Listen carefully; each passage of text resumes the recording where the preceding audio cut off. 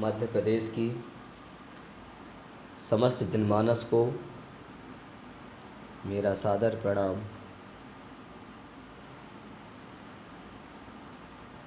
मध्य प्रदेश के उमरिया जिला के मानपुर विधानसभा क्षेत्र के बारे में आज मैं चर्चा करना चाहूँगा।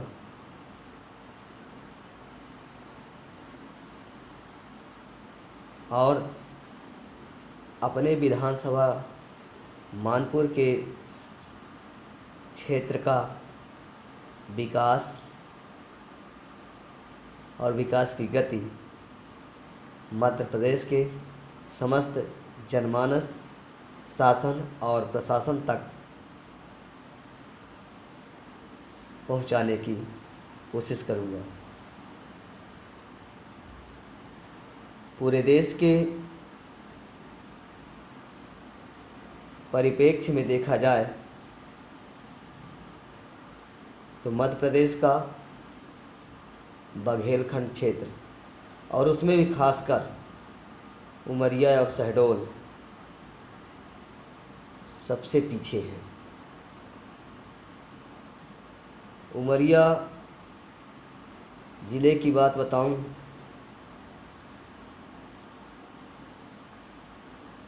उमरिया ज़िला के उत्तरी भाग में 50 किलोमीटर के रेंज में कोई एक भी डिग्री कॉलेज नहीं है। नतीजा यह है कि वहाँ के संपन्न परिवारों के बच्चे तो बड़े शहरों में जाकर के पढ़ लेते हैं, लेकिन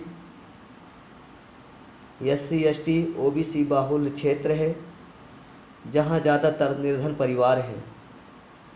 उन निर्धन परिवारों की कहानी ये है कि उनके बच्चे बेचारे किसी तरह 10वीं 12वीं तक तो पढ़ लेते हैं, क्योंकि 12वीं तक का स्कूल 10 किलोमीटर के रेंज में है।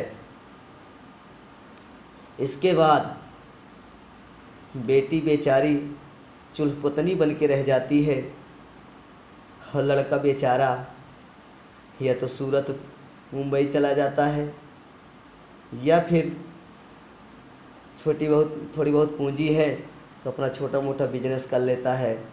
यही परचून के दुकान, किराना के दुकान, सब्जी के दुकान या फिर ये गली वो दरवाज़ा, यहीं बैठ कर के समय बिताता है।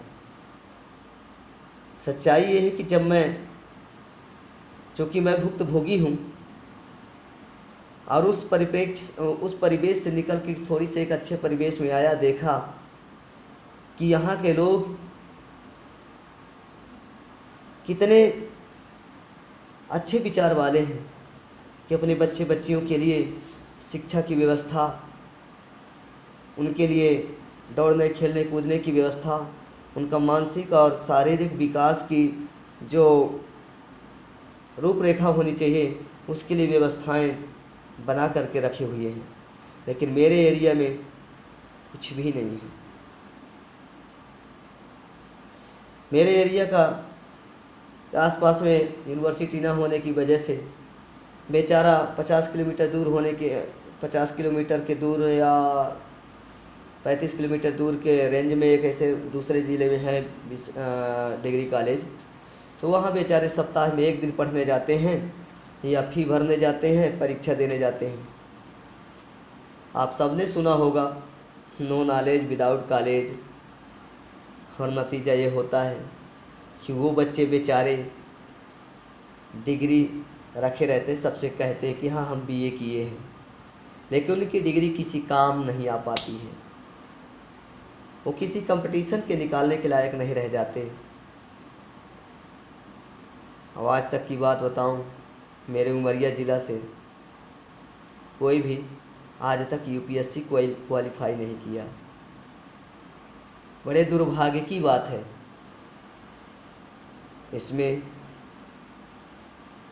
शैक्षिक, सामाजिक, आर्थिक और राजनीतिक ये चारों पहल मायने रखते हैं। हमारे बच्चों को आगे ना बढ़ने में ये बहुत बड़ी बाधा है। सामाजिक रूप से हम इसकी मांग नहीं रखते हैं। आर्थिक रूप से विपन्न क्षेत्र है। राजनीतिक रूप से SC/ST बाहुल्य क्षेत्र है। सुरक्षित सीट है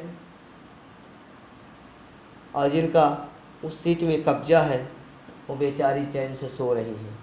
उन्हें कोई टेंशन नहीं कि हमारे क्षेत्र का विकास कैसा होना चाहिए, हमारे क्षेत्र में क्या क्या सुविधाएं होनी चाहिए, उससे नो टेंशन। ऐसे 2-4 साल में, 6 साल में, 5 साल में, 1 साल, 2 साल में कभी आके जैसे छोटे छोटे बच्चों को कहानी सुनाया जाता है, उस तरह कहानी सुना के अपना चल देती है। नतीजा, हमारा क्षेत्र शैक्षिक रूप से अति पिछड़ा क्षेत्र है। सामाजिक रूप से तो ज़्यादा पिछड़ा नहीं कहना चाहिए, लेकिन सामाजिक जो एक विचारधारा होती है जो मनुष्य को मनुष्यता की ओर ले जाती है, वो विचारधारा नहीं है। क्योंकि शिक्षा इन सभी विचारधाराओं की, राजनीतिक, आर्थिक, शैक्षिक, सांस्कृतिक, इन सभी विचारधाराओं की जड़ होती है। और जब जड़ ही नहीं है तो फिर पत्तियां लगना तो संभव ही नहीं है। नतीजा है कि हमारे एरिया में कोई प्रोफेसर बनने का सपना नहीं देख पाता है, कोई बहुत बड़ा अधिकारी बनने का सपना नहीं देख पाता है। हम में से पता नहीं कितने बेचारे जिनकी इच्छाएं दबी की दबी रह जाती हैं। मैं अपने क्षेत्र के लोगों से खासकर अभी मानपुर विधानसभा क्षेत्र में ही थोड़ी बहुत देखा हूँ। मानपुर क्षेत्र का उत्तरी क्षेत्र जो है, तो वहाँ यदि मेरी आवाज़ आप तक जाए, मैं आप सबसे अपेक्षा करूँगा कि आप अपने आसपास के लोगों से मिल कर के सरकार से एक डिग्री कॉलेज की मांग रखें, ताकि हमारे बच्चे भी BA MA करके और इसके बाद नेट JRF निकालें, कल के कोई प्रोफेसर बने, कोई लेक्चरर बने, कोई अच्छे टीचर बने, प्रिंसिपल बने, ऐसे कुछ सपने भी देख सकें। IAS IPS अधिकारी बने और बड़े बड़े पदों पर आसीन हो सके। इसके लिए हम सबको जगना होगा, हम सबको एक शैक्षिक परिवेश बनाना होगा और इस पर हमें एक सार्थक कदम बढ़ाना होगा। इन्हीं विचारधाराओं को आपके सामने रख रहा हूँ। मेरा उद्देश्य समाज जागे और अपनी सामाजिक ज़रूरतों की पूर्ति हेतु शासन और प्रशासन से इसकी मांग रखें। धन्यवाद। शुभ रात्रि। आप सबका दिन शुभ हो।